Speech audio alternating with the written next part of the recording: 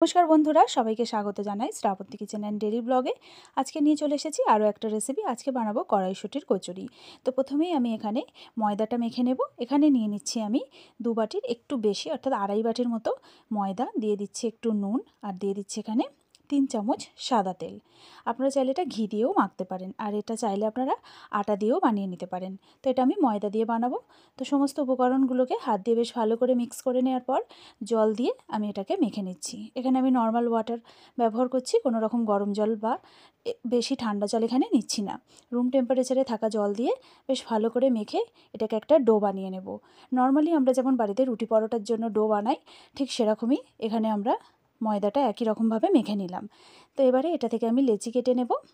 এখানে লেচিগুলো একটু বড় হবে, লুচির মতো হবে না, লুচির থেকে একটু বড় সাইজের এখানে আমি ময়দার থেকে লেচিটা কেটে নিয়েছি। তো একটু গোল গোল শেপ দিয়ে নিলাম। এবারে আমি বাকি রেসিপিটাকে কন্টিনিউ করব। তো বললি, রেসিপিটা ভালো লাগলে অবশ্যই আপনারা একটু লাইক করবেন। তো এখানে নিয়ে নিয়েছি মটরশুঁটি, কাঁচা লঙ্কা আর একটু আদা, দিয়ে দিচ্ছি একটু ধনেপাতা কুচি, দিয়ে এটাকে আমি একটা পেস্ট বানিয়ে নেব। এখানে আমি 4টে কাঁচা লঙ্কা দিয়েছিলাম, আপনারা চাইলে এটাকে কম বা বেশি করে নিতে পারেন। তো পেস্টটা রেডি হয়ে গেছে, কড়াতে দিয়ে দিয়েছি তেল। এবারে এই যে পেস্টটা বানালাম মিক্সিতে আমরা, এই পেস্টটা কড়ার মধ্যে দিয়ে দিচ্ছি। এখানে আমি কোনো রকম নুন দিইনি, শুধুমাত্র একটু সামান্য জল দিয়ে পেস্টটাকে বানিয়ে নিয়েছিলাম। আপনারা চাইলে শিলেও বেটে নিতে পারেন। তো কড়ার মধ্যে দিয়ে বেশ ভালো করে এটাকে আমি নাড়াচাড়া করছি। এবারে দিয়ে দিচ্ছি এতে আন্দাজ মতো নুন দিয়ে দিলাম। এবারে দিয়ে দিচ্ছি একটা ভাজা মশলা। এই মশলাটা আমি বাড়িতে বানিয়েছি। এর মধ্যে রয়েছে গোটা জিরে, গোটা ধনে, শুকনো লঙ্কা, গোলমরিচ আর গোটা গরম মশলা। শুকনো কলায় নাড়ার পর এটাকে আমি মিক্সিতে পেস্ট করে নিয়েছিলাম। তো গুঁড়ো করে নিয়েছি।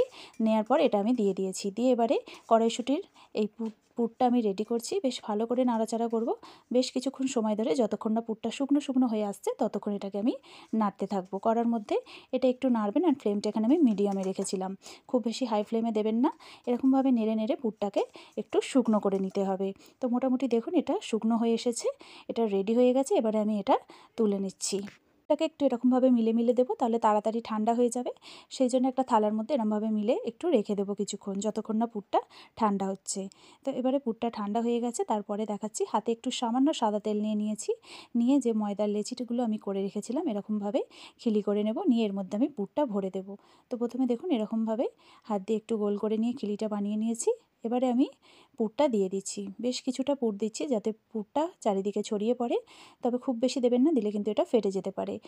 এই পরিমাণ পুর আমি দিয়েছি। দেওয়ার পর দুটো সাইড থেকে এরকমভাবে মুড়ে নিচ্ছি। নিয়ে মুখগুলোকে এক জায়গাতে জড়ো করে দিয়ে এবারে হাত দিয়ে ঘুরিয়ে ঘুরিয়ে এটাকে আমি শেপ দিয়ে দেবো। খুব ইজিলি হয়ে যাবে, আর খুব বেশি কিন্তু চাপ দেবেন না, আলতু হাতে এরকমভাবে ঘুরিয়ে করে নেবেন, তাহলে কিন্তু ফেটে যেতে পারে। না হলে এরকমভাবে বাকিগুলোও বানিয়ে নেব। আরও একটা দেখিয়ে দিচ্ছি, দেখুন কীরকমভাবে পুরটা দিয়েছিলাম। আবারও এরকমভাবে গোল করে নিয়ে খিলি বানিয়ে নিয়ে মাঝখানটা পুর দিয়ে হাত দিয়ে এরকমভাবে মুড়ে দেবেন, দিয়ে গোল করে দেবেন। খুব তাড়াতাড়ি ঝটফট হয়ে যাবে বন্ধুরা। তো এরকমভাবে বাকি সবগুলোকে আমি বানিয়ে নিয়েছি। আশা করছি আপনারাও খুব ইজিলি এটা করে ফেলতে পারবেন। সবগুলো হয়ে গেছে, এবারে এগুলোকে আমি বেলে নেব। তো আবারও আমি একটু সামান্য তেল বেলনার চাকিতে লাগিয়ে নিলাম। নেওয়ার পরে হাত দিয়ে একটু প্রেস করে নিয়েই এটাকে বেলতে শুরু করে দেব। খুব বেশি চাপ দেবেন না, হালকা হাতে এরকমভাবে বেলবেন, দেখবেন একটুও ফেটে যাবে না। এগুলোকে আমি খুব বেশি বড় সাইজের করব না, মোটামুটি এরকম মিডিয়াম সাইজেরই রাখবো। তো দেখুন একটা আমার বেলা হয়ে গেছে। এরকমভাবে আমি বাকিগুলো সবগুলোই বেলে নেব। আরও একটা দেখিয়ে দিচ্ছি আপনাদের।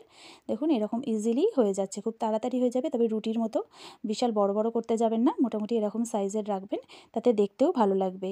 তো দেখুন হয়ে গেছে। এরকমভাবে আমি বাকি সবগুলোকে করে নিয়েছি। এবারে বসিয়ে দিয়েছি কড়াতে তেল, বেশ খানিকটা তেল বসিয়েছি। এখানে আমি সাদা তেলে ভাজছি, আপনারা যদি চান সর্ষের তেলও ব্যবহার করতে পারেন। তো তেলের মধ্যে দিয়ে দিয়েছি। দেখুন এটা আপনি থেকেই ভেসে উঠছে। একটু হালকা করে এরকমভাবে ছাঁচা দিয়ে সাইডগুলো চেপে চেপে একটু তেল ছিটিয়ে দেবেন, দিলে দেখবেন এটা খুব সুন্দরভাবে ফুলে ভেসে উঠবে। তো দেখুন খুব সুন্দর ফুলে উঠেছে। এবার এটাকে আমি একটা সাইড উল্টে দিচ্ছি। কালারটাও চেঞ্জ হয়ে এসেছে, আমি একটু লাল লাল করে ভাজবো হালকা। তো দেখুন একটা প্রায় হয়ে গেছে। এবারে আমি তেল থেকে এটা ছেঁকে তুলে নেব। তো দেখুন একটা পুরি হয়ে গেছে, এটা দেখতে তো বেশ সুন্দরই হয়েছে। এবারে আমি আরও একটা করে দেখাচ্ছি আপনাদের। আরও একটা আমি তেলের মধ্যে দিয়ে দিলাম। তো দিয়ে একই রকম প্রসেসে একটু হালকা করে এরকমভাবে চামচা দিয়ে সাইড থেকে তেল ছিটিয়ে ছিটিয়ে দেবো, দিলে দেখবেন খুব তাড়াতাড়ি হয়ে গেছে। এরকমভাবে বাকি সবগুলোকেই ভেজে নেব।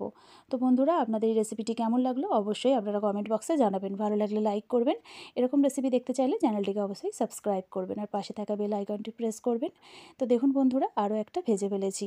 এরকমভাবে বাকি সবগুলোকে আমি একই রকম প্রসেসে ভেজে নিচ্ছি, আর এগুলো কিন্তু দেখতেও ভীষণ ভালো হচ্ছে। আপনারাও এরকম বাড়িতে অবশ্যই বানিয়ে ফেলুন কড়াইশুঁটির কচুরি। এটা ভীষণ নরম আর দেখতেও সুন্দর, খেতেও ভীষণ ভালো হয়েছে। আপনারাও অবশ্যই ট্রাই করুন। তো এবারে আমি প্লেটের মধ্যে সার্ভ করে ফেলেছি বন্ধুরা। রেসিপিটি কেমন লাগলো আপনারা অবশ্যই কমেন্ট বক্সে জানাবেন। ভালো লাগলে লাইক করবেন। এরকম রেসিপি দেখতে চাইলে চ্যানেলটিকে সাবস্ক্রাইব করবেন আর পাশে থাকা বেল আইকনটি প্রেস করবেন। তো বন্ধুরা, আপনারাও বানিয়ে ফেলুন শীতের দিনে এরকম কড়াইশুঁটির খাস্তা কচুরি।